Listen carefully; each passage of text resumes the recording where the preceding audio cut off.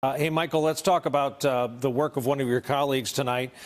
Julie Hirschfeld Davis posted this. This is about Trump-Putin phone call back in March. He told Mr. Putin that Russia and the United States, this is the president on the phone, should get along better.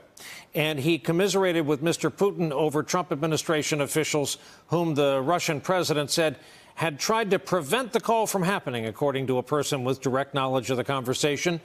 Those are stupid people. You shouldn't listen to them, Mr. Trump told Mr. Putin, the person said. So that is our president talking about stupid people, in quotes, on his staff. Michael, I don't know where to begin, except that what does this show about the Trump-Putin relationship?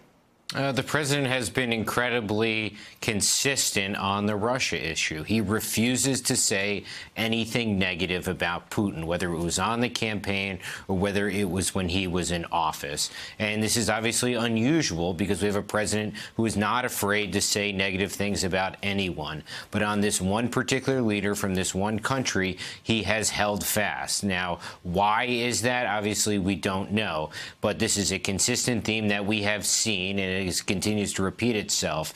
If you remember, it was back in May of 2017, right around the time that he fired Comey, that he told the Russian officials that by firing Comey, he had relieved pressure on him. So he feels certainly comfortable confiding in them intimate details about where he stands politically on a very difficult thing like firing Comey. Hey there, I'm Chris Hayes from MSNBC. Thanks for watching MSNBC on YouTube. If you want to keep up to date with the videos we're putting out, you can click subscribe just below me or click over on this list to see lots of other great videos.